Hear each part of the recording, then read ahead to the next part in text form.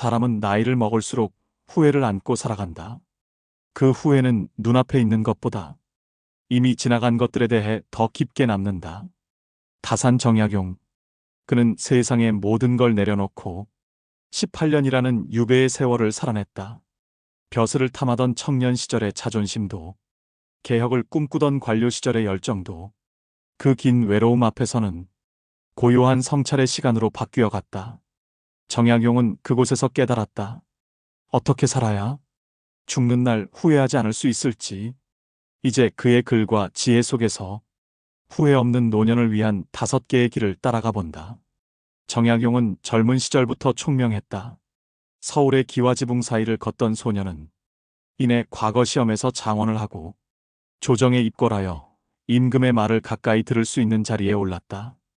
어려서부터 머리가 비상하다는 칭찬을 들었고 집안도 남부럽지 않았으며 무엇보다 그는 스스로를 갈고 닦는데 게으름이 없었다.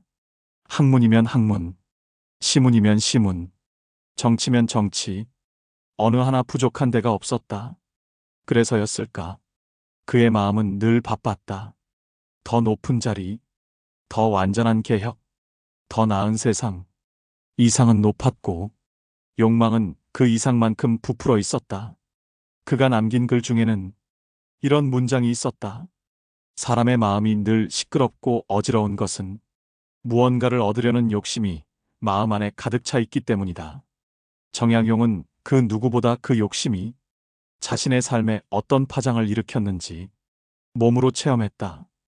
개혁 정치를 꿈꾸었고 백성을 위한 제도를 구상했으며 조선의 낡은 법을 뜯어고치려 했지만 그의 생각은 곧 보수 세력의 눈의 가시가 되었다. 결국 그는 황사형 백서 사건에 연루되어 강진으로 유배를 떠나야 했다. 벼슬길에서 밀려났고 재산은 줄어들었으며 주변 사람들은 그에게서 등을 돌렸다. 가족조차 완전히 지켜주지 못했다. 그는 외로웠다. 삶 전체가 무너져 내리는 듯한 허탈감 속에서 홀로 바닷가를 바라보며 스스로를 자주 묻곤 했다. 나는 무엇을 원했는가? 나는 무엇을 가지려 했는가? 나는 무엇을 잃었는가? 그런 질문 끝에 남은 것은 욕심이었다. 그토록 애써 얻으려 했던 자리, 세상을 바꾸고자 했던 열정마저도 돌이켜보면 모두 자신의 이상을 향한 욕망의 또 다른 얼굴이 아니었는가. 정약용은 글에 썼다. 욕심은 불과 같아서 스스로를 태우고 타인을 태우며 결국 아무것도 남기지 않는다. 그는 유배지에서 하루에 수십 리씩 걷곤 했다. 논두렁 사이를 걸으며 바람을 느끼고 바다를 바라보았다. 그 속에서 마음이 조금씩 가라앉기 시작했다. 그는 깨달았다. 욕심은 채워도 채워도 언제나 빈 그릇이었다. 채운다고 생각하면 생각할수록 더 목이 말라오는 이상한 갈증 같은 것이었다. 벼슬을 내려놓고 나니 그가 보지 못했던 것들이 눈에 들어오기 시작했다. 들판에서 일하는 백성의 손, 비 오는 날 마을 어귀에서 기다리던 아이들의 눈빛, 매일 뜨고 지는 해의 온도, 그런 것들이 마음에 파고들었다. 그는 더 이상 누구에게 인정받고 싶은 욕망보다 지금 이 순간을 온전히 느끼는데 마음을 두게 되었다. 정약용은 말하곤 했다. 사람이 늙어감에 따라 무엇을 갖는가가 아니라 무엇을 버렸는가가 중요해진다. 노년의 지혜는 많이 알고 많이 가진 데서 오는 것이 아니었다. 오히려 그것들에서 한 발 물러서 내면을 들여다볼 수 있는 시간과 여유, 그게 지혜였다. 욕심은 남들과 비교하는 데서 자란다. 누군가와 나를 견주고 내 자식과 남의 자식을 견주고 내 재산과 남의 재산을 견주다 보면 끝없이 채워야 할 목록만 남게 된다. 정약용은 그런 삶을 독에 찬 물을 한없이 푸는 것에 비유했다. 푸면 풀수록 물은 더 불어났고 독은 무거워졌다고 했다. 그래서 그는 말했다. 비우면 가볍고 가벼우면 자유롭고 자유로우면 오래 산다. 삶의 평안은 결국 마음의 무게에 비례한다. 욕심이 많으면 늘 어딘가 아프고 늘 어딘가 조급하며, 늘 누군가가 밉고, 늘 뭔가가 부족하다. 하지만 욕심을 놓으면 다른 게 보이기 시작한다. 이미 가진 것의 소중함, 지금 곁에 있는 사람의 따뜻함, 내가 살아있는 이 하루의 기적. 정약용은 그렇게 유배지에서 욕심을 내려놓았고 비워낸 그 마음에 지혜와 평안을 채워넣었다. 그는 어느 글에서 이렇게 말했다. 욕심이 없는 자는 누가 칭찬하지 않아도 흐뭇하고 욕심이 있는 자는 천하가 칭찬해도 불만이 가득하다. 욕심은 칭찬도 감사하게 만들지 못하고 소유도 만족하게 만들지 못하며 결국 자기 자신조차 미워하게 만든다. 그는 나이가 들수록 하루를 단순하게 살려고 했다. 조용히 책을 펴고 천천히 걷고 소박하게 먹고 그날 쓸 만큼만 글을 썼다. 그렇게 살아보니 더는 부럽지 않더라. 더 가질 것도, 더 누릴 것도, 더 인정받을 것도, 더 미워할 것도 없더라. 그는 그렇게 자신 안에 불을 껐다. 그리고 그 꺼진 자리에서 새로운 불을 지폈다. 욕심이 아닌 지혜의 불, 탐욕이 아닌 평온의 불. 그 불은 늙은 정약용의 하루를 아름답게 밝혀주었다. 노년의 평안은 어디서 오느냐 묻는 이들이 있다면 정약용은 분명 이렇게 말했을 것이다. 무엇을 채우려 하지 말고 무엇을 덜어낼 것인가를 먼저 생각하라. 비워야 평안이 온다. 정약용은 평생을 가족과 멀어졌다. 다시 가까워지는 삶을 살았다. 그에게도 아들, 딸이 있었고 부부로서 살아간 시간도 길었다. 하지만 가장 힘든 시간, 유배지에서 홀로 견뎌야 했던 그 세월 동안 가장 크게 느낀 감정은 외로움과 동시에 자식에 대한 기대를 버려야 한다는 진실이었다. 그는 아들 6을 두었다. 어린 시절부터 총명하고 착했던 자식들이었고 그들에 대한 기대와 사랑도 컸다. 하지만 삶은 생각대로 흘러가지 않았다. 첫째 아들은 병으로 일찍 세상을 떠났고 둘째 아들은 아버지의 고난 앞에서 그 무게를 온전히 짊어지지 못했다. 셋째와 넷째 아들은 가끔씩 편지를 보내오긴 했으나 아버지를 찾는 발걸음은 드물었다. 그는 속으로 자주 물었다. 내가 이토록 자식에게 모든 걸 내어주었는데 그들은 왜 나를 찾지 않는가? 그러나 시간이 흐르면서 정약용은 그 질문 자체가 스스로를 병들게 한다는 것을 알게 되었다. 그는 깨달았다. 사람은 누구나 자기 인생을 살아가기에 바쁘고 자식 역시 부모를 중심으로 영원히 돌 수는 없는 존재라는 것을. 정약용은 그래서 이렇게 썼다. 자식은 내 몸에서 나왔을 뿐 내 그림자도 아니고 내 발자국을 그대로 따라오는 자도 아니다. 그는 자식을 키운다는 것은 언젠가 떠날 존재를 준비시키는 일이라 말하곤 했다. 자식은 언젠가 부모 곁을 떠난다. 결혼을 하고 직장을 갖고 자기 가정을 꾸리고 자기 인생의 무게를 짊어진다. 그 순간부터 부모는 서서히 그들의 중심에서 멀어진다. 그리고 그것은 자연스러운 일이다. 하지만 많은 부모들이 그 사실을 받아들이지 못한다. 자식을 위해 청춘을 바쳤기에 그만큼의 보답을 바라고 희생했기에 그만큼의 효도를 기대한다. 정약용은 그런 기대가 결국 부모와 자식 사이를 병들게 한다고 보았다. 그는 말했다. 기대는 실망의 어머니요. 의존은 관계의 독이다. 노년의 가장 큰 슬픔은 자식에게서 외면당하는 일이 아니라 그 외면에 너무 깊이 기대고 있던 자기 자신의 무게였다. 정약용은 한 번은 이런 기록을 남겼다. 나는 자식을 사랑하되 그 사랑으로 내 등을 맡기지 않으려 한다. 그 아이는 내가 버팀목이 되어 주었듯 누군가의 또 다른 버팀목이 되어야 할 사람이다. 자식에게 기댄다는 건 그 자식의 삶까지 짊어지게 만드는 일이다. 그건 효도가 아니라 부담이다. 그래서 그는 자식에게 집착하는 친구들에게 늘 이렇게 조언하곤 했다. 자식은 주는 만큼 소중하고 바라는 만큼 괴로운 법이네. 사랑은 줄수록 깊어지지만 기대는 커질수록 무너지는 법이다. 정약용은 유배지에서 홀로 병이 들고 한겨울에 땔감조차 부족했던 날들에도 자식에게 억지로 편지를 보내 불평하지 않았다. 오히려 그들을 걱정했다. 이 추운 겨울 아이들이 입을 옷은 있겠는가? 쌀은 넉넉한가? 혹여 배고프지는 않은가? 그는 주는 사랑에는 익숙했지만 받으려는 사랑에는 인색했다. 그 인색함이 그의 자존을 지켜주었다. 노년의 자존은 혼자 밥을 먹고 혼자 병원을 가고 혼자 불을 켤 수 있는 능력에서 시작된다. 정약용은 말했다. 부모가 자식에게 짐이 되는 순간 그 사랑은 의무가 되고 그 의무는 필요가 된다. 그는 자식에게 너무 많은 걸 바라는 친구를 보며 안타까운 눈길을 보내곤 했다. 그 친구는 늘 말했다.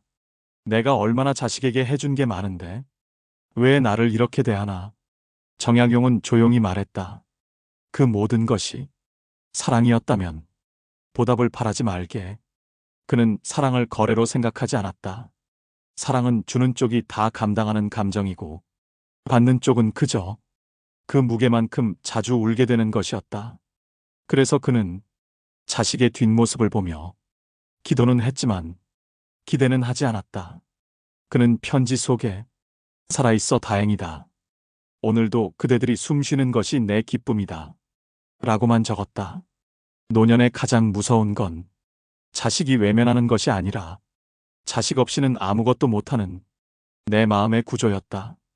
정약용은 그 마음을 고쳐 세웠다. 기대보다 준비를 택했고 기댐보다 홀로섬을 택했다. 그 홀로서기 속에서 자존은 다시 피어났다. 그는 어느 시에서 이렇게 적었다. 푸른 대나무는 자식이라도 기댈 줄 모른다. 허나 바람이 불면 어김없이 함께 흔들리니 그것이 사랑 아니겠는가. 기대지 않고 함께 흔들리는 것. 그것이 정약용이 말한 노년의 지혜였다. 정약용은 평생 동안 수많은 사람을 만났다. 관리로 일하면서 또 학자로 지내면서 그는 지위 높은 자도 가난한 백성도 벗도 적도 두루 겪었다. 어떤 이는 입을 열면 옥처럼 찬란한 말을 쏟아냈고 어떤 이는 말보다 먼저 손이 움직이는 이였다. 정약용은 그들을 유심히 지켜보았다. 말이 아름다운 이가 정말로 진심을 다하는가? 행동이 묵직한 이가 진짜 믿을 만한 사람인가? 그는 늘 스스로에게 질문을 던지며 사람을 평가했다. 그가 남긴 문장 중 가장 자주 인용되는 말 가운데 하나가 있다. 사람을 보려거든 그 입이 아니라 그 발을 보라. 이 말은 정약용이 벼슬에서 쫓겨나고 외면당하고 속았던 경험을 통해 비로소 도달한 결론이었다. 그는 젊은 시절 많은 이의 찬사를 받았다. 세상의 모든 도리를 아는 듯한 벗들, 입으로는 정의와 백성을 외치는 관료들, 그들의 언변에 그는 적잖이 감탄했다. 하지만 정작 힘든 순간이 다가오자 그들은 모두 달아났다. 위험이 찾아오자 말을 삼키고 몸을 숨겼다. 정약용은 말했다. 입으로는 충성이라 외치고 속으로는 이득을 따지는 이가 많더라. 그들의 혀는 꿀보다 달고 그들의 손은 뱀처럼 차갑더라. 말은 쉽다. 말은 가볍다. 말은 얼마든지 꾸밀 수 있다. 하지만 행동은 다르다. 행동은 노력과 진심이 필요하고 몸이 움직여야 하며 책임이 따르기 때문이다. 정약용은 사람을 평가할 때 그가 언제 나타났는지를 중요하게 여겼다. 아무 일이 없을 때, 기분 좋을 때, 편할 때 다가오는 사람은 많았다. 그러나 진짜 사람은 위기 속에서 불편한 순간에도 찾아오는 이였다. 그는 그런 사람을 한 손에 꼽을 정도로만 기억했다. 정약용이 유배되었을 때 그를 변호하던 자들이 다음 날엔 그의 이름을 부정했다. 앞에서는 벗이라며 술잔을 들고 뒤에서는 조정에 그의 허물을 보고했다. 그는 그런 이들을 말은 의리요 몸은 배신인 자들이라 불렀다. 정약용이 깨달은 건 사람의 진심은 결국 발걸음에서 드러난다는 것이었다. 말만 앞세운 자는 결국 뒤에서 상처를 입혔고 묵묵히 옆에 있던 자는 자신도 모르게 가장 큰 위로를 주었다. 그는 사람을 평가할 때 이 세 가지를 봤다고 했다. 무엇을 말하는가, 무엇을 하는가, 어디에 있는가. 말은 이상을 말하지만 행동은 의지를 말하고 자리는 진심을 말해준다. 정약용은 행동이 없는 말을 빈 종이처럼 여겼다. 그 종이 위에 아무리 아름다운 수사와 시를 써도 그것은 바람 한 줄기에 흩날릴 뿐이었다. 하지만 행동은 종이를 접어 돛을 만들고 배를 띄우는 일이었다. 그 배는 강을 건너고 바다를 헤쳐 끝내 목적지에 도달한다. 정약용은 그를 통해 이렇게 말했다. 말은 귀에 닿고 행동은 가슴에 닿는다. 말은 잊히지만 행동은 남는다. 노년이 되면 사람을 더욱 분별해야 한다. 말만 잘하는 이에게 마음을 주었다가 뒤통수를 맞는 일이 다반사이기 때문이다. 말로 효를 외치며 부모에게 아무것도 하지 않는 자식, 말로 우정을 말하며 정작 손 한 번 내밀지 않는 친구, 말로 사랑을 속삭이지만 절망의 순간에 등을 돌리는 배우자. 이들은 모두 정약용이 경계한 사람들이었다. 그는 사람의 진심은 말이 아니라 행동의 무게에서 드러난다고 보았다. 정약용의 아들 중에도 말은 겸손하고 정중했지만 아버지를 돌보는 데엔 소홀했던 자가 있었다. 그는 그 자식에게 분노하지 않았다. 오히려 스스로를 다잡으며 이 아이가 어디로 발을 옮기는가를 보라. 입보다 발이 진심이다라고 적었다. 그는 진심으로 행동하는 자식은 때론 말이 서툴러도 그 존재만으로 충분하다고 여겼다. 노년에 사람을 분별하지 못하면 마음을 내줄 곳을 잘못 골라 상처가 깊어진다. 그는 말했다. 말은 들을수록 익숙해지고 행동은 볼수록 신뢰가 쌓인다. 허나 그 둘이 다르다면 행동이 진짜다. 정약용은 자신에게 충성을 맹세했던 이들이 어떻게 뒷모습을 보이며 떠나는지를 수없이 보았다. 그는 그들을 탓하지 않았다. 그저 기록했다. 말과 행동이 다른 자를 한 줄의 글로 남겨 후세에 경계하게 하고자 했다. 그의 글은 단순히 학문이 아니었다. 사람을 읽는 기술이었고 세상을 보는 눈이었다. 그는 마지막까지 말보다는 행동을 강조했다. 누가 나를 위해 무엇을 말하는가 보다 누가 나를 위해 어디에 있었는가, 그것이 더 중요했다. 말은 들리는 것이고 행동은 보이는 것이기 때문이다. 정약용은 노년에 이르러 그가 믿었던 소수의 사람들에게만 자신의 마음을 내보였다. 그들에겐 거창한 말도 찬란한 글도 필요 없었다. 그저 함께 밥을 먹고 같은 하늘을 바라보고 조용히 책을 건네는 순간, 그게 진심이었다. 말보다 행동, 소리보다 태도, 외침보다 곁. 그는 그렇게 살아냈다. 그리고 그렇게 사람을 판단했다. 말은 사라지고 행동은 남는다. 이것이 정약용이 삶 전체를 걸고 깨달은 사람이란 존재에 대한 결론이었다. 정약용은 평생 사람을 살폈다. 어떤 이가 어떤 얼굴을 하고 있는지보다 어떤 태도를 지니고 살아가는지를 더 중요하게 보았다. 그는 수많은 문서를 쓰고 수많은 사람과 대화를 나누었지만 가장 신뢰했던 건 말도 지식도 얼굴도 아니었다. 오직 태도였다.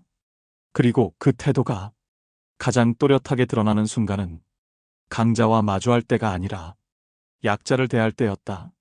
정약용은 말했다. 윗사람을 공경하는 것은 두려움에서 나올 수 있으나 아랫사람을 예우하는 것은 오직 진심에서 나온다. 그가 어릴 적 보았던 조정의 관리들 중 어떤 이는 임금 앞에서는 고개를 조아리며 공손했고 백성 앞에서는 얼굴빛 하나 바꾸지 않고 거칠게 호령했다. 그런 모습에 어린 정약용은 어리둥절했다. 어째서 사람이 이렇게 두 얼굴을 가질 수 있는가? 그 물음은 그의 성장과 함께 사라지지 않고 더 선명해졌고 결국은 철학이 되었다. 사람은 자신보다 약한 존재를 대할 때 가장 본연의 모습을 드러낸다. 정약용은 이를 꿰뚫었다. 그래서 누군가를 평가할 때면 그가 종에게 어떻게 말하는지를 보았고, 어린아이를 대할 때 어떤 눈빛을 지니는지 유심히 살폈다. 그가 지은 집에서도 하인은 사람처럼 대접받았고, 하인들과의 식사 자리도 유난히 따뜻했다고 전해진다. 정약용은 그런 삶이 그저 착하기 때문에 가능한 게 아니라고 했다. 그는 말했다. 사람은 누구나 자기보다 낮은 자를 대하는 데에서 자신의 수준을 드러낸다. 지위와 돈, 학식과 명성, 그 모든 것들은 겉으로는 반짝일 수 있으나 하인을 대하는 말투 하나, 아이를 대하는 손길 하나, 가난한 이를 대하는 표정 하나가 그 사람의 진짜 크기를 말해준다. 정약용은 유배지에서도 가난한 백성들과 자주 어울렸다. 그들과 함께 논두렁을 걷고, 함께 물을 깃고, 함께 밥을 나눴다. 그는 그들에게서 진심을 느꼈고, 그들의 삶을 통해 정치의 방향을 다시 고민했다. 한 번은 이런 일이 있었다. 관직에 있을 때 한 하인이 실수로 중요한 서류를 잃어버렸다. 다른 관리들은 그 하인을 모진 말로 꾸짖고 당장 내쫓으려 했다. 하지만 정약용은 그 하인을 부르지 않았다. 대신 혼잣말처럼 이렇게 말했다. 이 아이는 이미 실수로 마음이 무너졌을 것이다. 거기에 내 말까지 보태면 그 아이는 평생 이 날을 잊지 못할 것이다. 내 말이 칼이 되어 그를 찌르지 않게 하라. 그 말은 그 자리에 있던 모두를 조용하게 만들었다. 정약용은 말보다, 표정보다 고요한 태도로 사람을 품었다. 그의 곁엔 항상 그를 돕는 백성들이 있었다. 그리고 그들은 그를 두려워하지 않았고 진심으로 따랐다. 정약용은 썼다. 권세를 부리며 사람을 누르지 마라. 그들은 언젠가 등을 돌릴 것이다. 허나 따뜻한 눈빛은 오래 남고 오래 기억된다. 노년이 되면 자신이 예전처럼 강하지 않다는 걸 알게 된다. 몸이 약해지고 관계가 줄고 세상의 중심에서 서서히 밀려난다. 그때부터는 과거의 대우와 위세가 아무런 의미가 없어지고 오로지 남는 것은 내가 남에게 어떤 사람이었는가 하는 것이다. 정약용은 말했다. 사람은 떠난 뒤에 평가받는다. 누가 진심으로 그대를 기억하는가? 그 기억은 대체로 그대가 약자를 어떻게 대했는가에 달렸다. 그의 이 말은 수십 년 후에도 제자들의 기록을 통해 그의 삶을 증명하게 했다. 제자들은 그를 스승이기 전에 한 사람의 어른으로 기억했다. 엄하고 단호했지만 누구에게도 높은 목소리를 내지 않았고, 가난한 자의 사정을 들으면 자신의 책을 팔아서라도 쌀을 사다 주었다. 그는 사람의 목소리를 듣기보다 그 사람의 눈동자를 보았다. 두려워 떨고 있는지, 절망으로 내려앉아 있는지, 그리고 그 눈동자 안에 살고자 하는 불씨가 있는지 그는 그것을 보려고 했다. 약자를 향한 그 시선은 세월이 지나도 가슴 속에 남았다. 정약용은 끝내 권력을 되찾지 못했다. 하지만 그는 말했다. 내가 백성을 가르칠 수 있었다면 그걸로 내 인생은 충분하다. 그는 자신의 책들 속에 백성을 위한 조세제도, 노인을 위한 정책, 농사를 위한 지식, 모두를 담았다. 자신이 한 자리 못했기에 다음 세대가 한 자리 하기를 바랐고, 자신이 부유하지 못했기에 가난한 자가 덜 아프기를 바랐다. 정약용의 삶은 그런 마음에서 출발했고, 그런 태도로 완성되었다. 노년에는 말보다 깊은 인상이 남는다. 그 인상은 내가 약한 이를 어떻게 대했는지에 따라 따뜻하거나 차갑게 남는다. 정약용은 마지막까지 그렇게 살았다. 자신보다 약한 존재를 낮추지 않았고, 오히려 그들 안에서 세상을 위한 가능성을 보았다. 그가 말하던 참 사람이란 권력 앞에서 고개를 숙이지 않는 자가 아니라 약자 앞에서 고개를 숙일 줄 아는 자였다. 그런 사람만이 진심을 품고 산다고 그는 믿었다. 정약용이 유배지를 떠난 건 그가 40이 갓 넘었을 무렵이었다. 그 나이면 보통 사람은 인생의 가장 절정에 서 있다고 생각할 때였다. 가정도 있었고 벼슬도 있었고 세상을 바꿔보겠다는 이상도 품고 있었다. 그런데 한순간이었다. 그 모든 게 허물어졌다. 불온한 사상을 가졌다는 이유로 권력자들의 눈밖에 나서 강진이라는 외진 땅으로 유배되었다. 처음엔 억울했다. 서운했다. 그리고 두려웠다. 아무도 찾지 않는 먼 마을, 이름도 모르는 백성들 사이, 책 한 권, 종이 몇 장, 벼로 하나만 남은 그 자리에서 정약용은 깊은 침묵에 빠져들었다. 하루가 길었다. 하루가 허무했다. 하루가 무서웠다. 그런 그에게 하루를 견디는 방식은 결국 정성이었다. 그는 아침에 눈을 뜨자마자 먼저 마음을 고요히 가라앉혔다. 다리에 힘을 주어 앉고 책상 위에 붓을 들기 전 긴 숨을 내쉬었다. 그는 썼다. 하루는 다시 오지 않는다. 하루가 헛되면 그날 밤 잠자리는 괴롭고 그 괴로움은 결국 인생 전체를 무겁게 만든다. 그날 해야 할 것을 하루에 몰아서 했다. 무리를 하지 않았고 게으름을 피우지도 않았다. 그는 하루를 한 생처럼 살았다.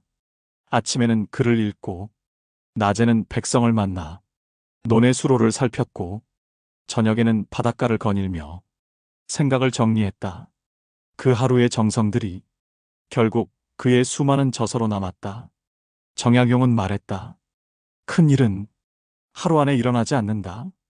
작은 일이 모이고 쌓이고 축적되면 그게 비로소 역사가 된다. 많은 이들이 노년에 허무하다고 말한다. 시간은 많은데 할 일은 없고 몸은 약해졌고 사람들은 멀어졌다고 한다. 하지만 정약용은 그 시간 안에서 자신만의 우주를 만들어냈다. 그는 정성껏 밥을 지었다.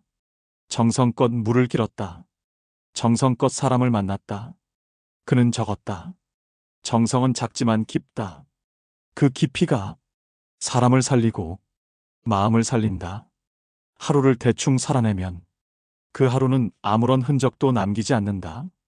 하지만 정성을 다해 살아낸 하루는 마치 단단한 돌처럼 마음 안에 묵직하게 자리 잡는다. 정약용은 그런 하루를 무려 6,500일 이상 살아냈다. 그는 스스로를 유배지의 백성이라 불렀다. 하루하루를 돌을 닦듯 살았고 그 하루하루가 결국은 후회 없는 노년을 만들었다. 정약용은 노년에 대해 이렇게 말했다. 노인은 시간이 많다. 허나 정성이 없다면 그 시간은 모래처럼 빠져나갈 뿐이다. 노년의 고독은 누가 곁에 없어서가 아니라 자신이 하루를 헛되이 보내기 때문에 찾아온다고 했다. 정약용은 하루하루를 의미 있게 만들기 위해 하나씩 스스로를 단속했다. 그는 무엇을 이루기 위해 하루를 산 것이 아니라 스스로를 지키기 위해 하루를 산 것이었다. 그리고 그 하루들이 모여 지금 우리가 감탄하는 삶의 유산이 되었다.